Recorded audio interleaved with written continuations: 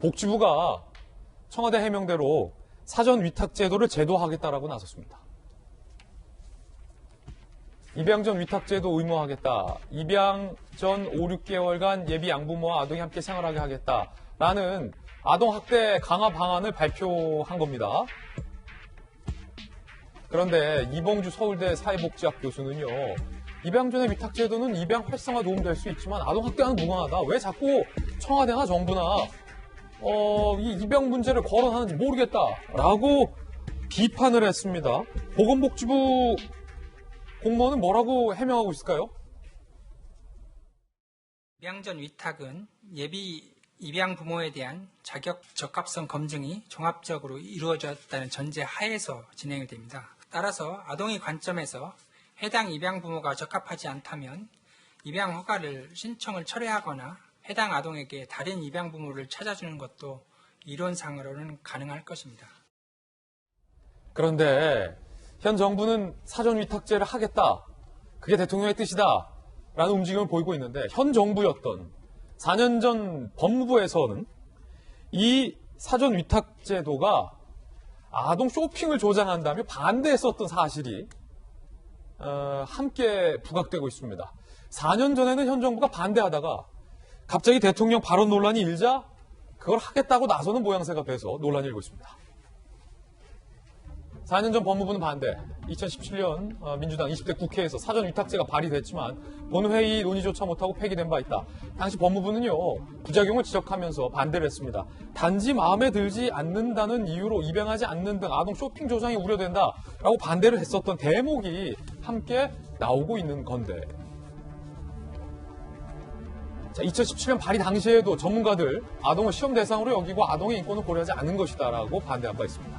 김연아 비대위원님, 모양새가 묘합니다. 대통령의 발언 논란 이후 청와대는 그건 사전 위탁제도다라는 해명, 복지부는 아동학대 대책으로 사전 위탁제 하겠다. 그런데 알고 봤더니 현 정부 4년 전 법무부는 그 아동 쇼핑 조장한다라며 반대했었던 것 어떻게 봐야 합니까? 저는 일단 두 가지 측면에서 좀 생각을 해보고 싶은데요. 아까 이제 김영주 의원 얘기하신 것처럼 대통령이 이 발언을 준비하시면서 어떤 비서관이 이 제도나 이 상황에 대해서 브리핑을 했을 거예요. 근데 저는 거기서 좀 사전적으로 편향된 정보가 입력돼 있을 수 있다 이런 생각을 해봅니다. 그리고 이제 그 발언이 문제가 되니까 수습을 하는 과정에서 저는 핑계를 찾았다고 봐요. 그래서 이제 사전 위탁 제도를 어떻게든 끼워 넣어서 이 문제를 해결하려고 했는데 저는 대통령의 발언 중에 제일 이해가 안 되는 게 입양을 활성화하기 위해라는 단어가 지금 계속 들어갑니다. 근데 우리가 지금 정의 문제를 해결하기 위해서 왜 자꾸만 입양을 활성화해야 되는 거죠? 입양에서 나타나는 여러 가지 문제점들이 아직 해결해야 될 일도 많고 또 입양과 관계없이 최근에 뉴스를 한번 보십시오. 친부모 또는 친부모와 한쪽이 양부모, 재혼을 하거나 이렇게 해서 생기는 그런 부모 안에서도 학대가 굉장히 많이 일어나고 있습니다. 그리고 그런 경우에서 계속 경찰에 신고를 하고 누군가 그 피해 사실을 알리지만 그것이 처리되지 않는 문제. 저는 경찰이 이것을 수습할 수 없고 아이들을 분리했을 때 이 아이들을 계속 관리할 수 없다는 이런 문제들을 계속 지적하고 있는데 이번에 그 문제에 대해서 뭔가 획기적인 대책은 보이지를 않습니다. 그런데 이런 상태에서 왜 입양을 활성화해야 되는지 저는 정말 모르겠습니다.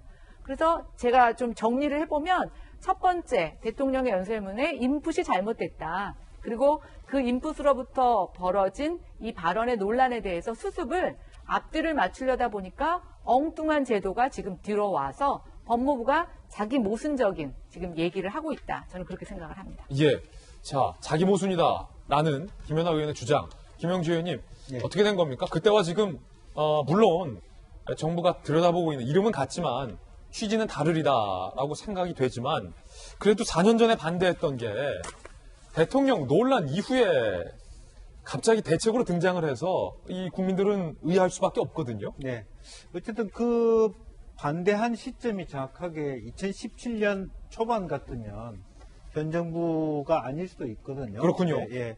그렇기 때문에 이제 새로운 정부에 들어서는 또 입장이 달라질 수 있는 부분이고 그럼에도 불구하고 어쨌든 정부라고 하는 것은 지속 가능성 속에서 이루어지기 때문에 특히 법무부의 제도가 함부로 이렇게 바뀌어지지는 않습니다. 다만 여러 가지 최근에 입양 문제라든지 많은 사항이 있다 보니까 아마 보건복지부라든지 또 법사위 위원들 중에서도 이런 입양 제도의 개선을 위한 법제화를 시도하는 개인적인 어떤 의원들의 발의들이 있을 수 있다고 보여져요.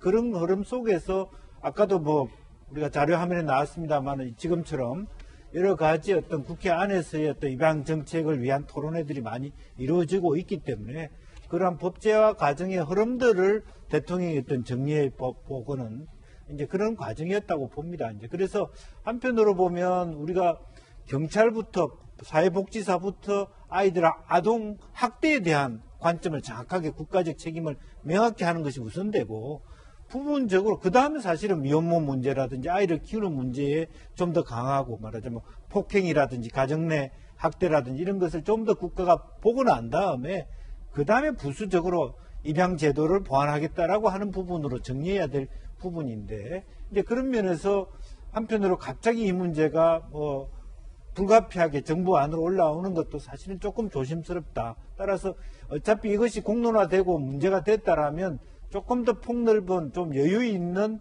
말하자면 의견 수렴을 통한 정책화가 필요하지 않을까 싶습니다. 예, 4년 전 법무부가 반대했었던 시점이 정확하게 현 정부 내에서였는지 아니면 그 이전인지 여부는 당시 좀 시점을 명확하게 확인해 봐야 할 문제이기 때문에 단정할 수 없다라고 다시 한번 정정하겠습니다.